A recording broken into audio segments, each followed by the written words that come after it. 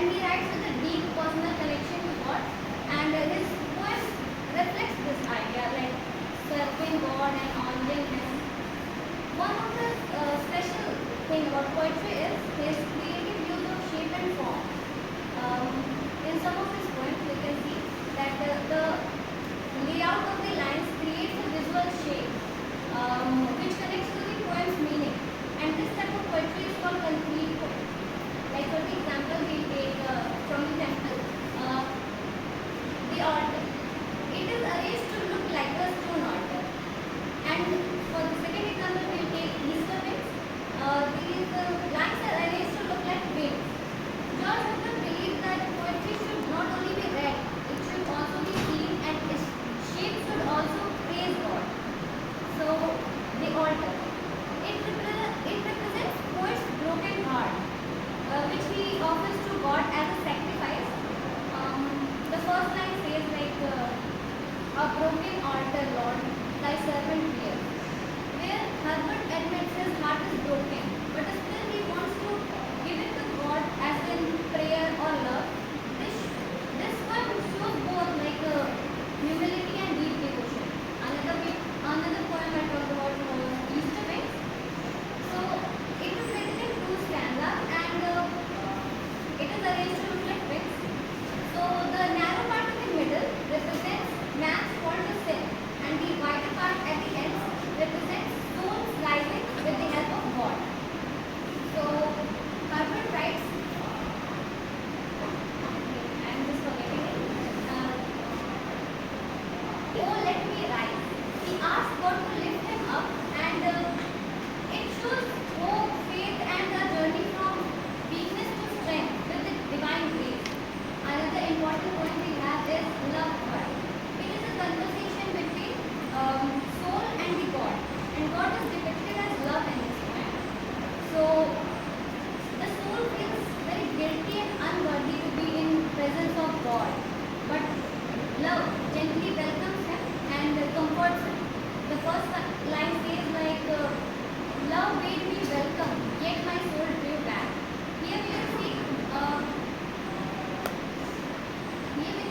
the singer very ashamed because of he is hesitating. But at the end, love, which is God, says, "You must sit down and eat." It means God accepts us and still wants us to be with Him. Other poems from the temple are the Elixir, the Affliction, the Ballad, the Pulley, and many more. And another work of George Herbert is A Priest to the Temple or the Country Person. It was published in 1652, and it was like a guidance to the clergy, like how to preach or live, etc. And another work we have is Outlandish Proverbs. It was published in 1640, and it had almost 1,000 proverbs, and he wrote some Latin works too. George Herbert used very simple and clear language. He used images and symbols which were very easy to understand, like wings, altar, heart, peace, etc. And his tone was quite gentle, humble, and peaceful. And now we all know about John Donne. John Donne and George Herbert, they were both poets of the same age, but their emotions and writing styles are quite different, right? So let's understand these two examples. Donne writes in his poem Holy Sonnets, "Batten my heart, three-person God," where he asks God to break him and reshape him forcefully.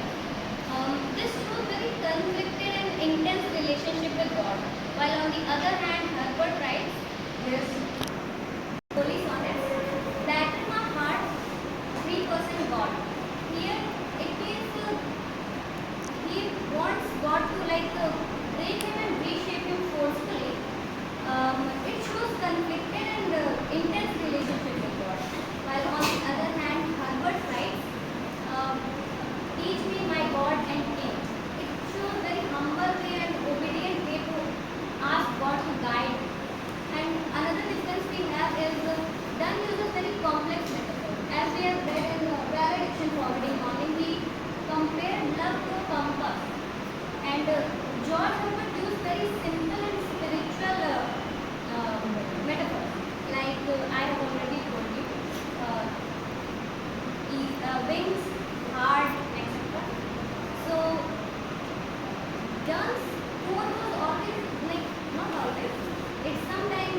might be doubtful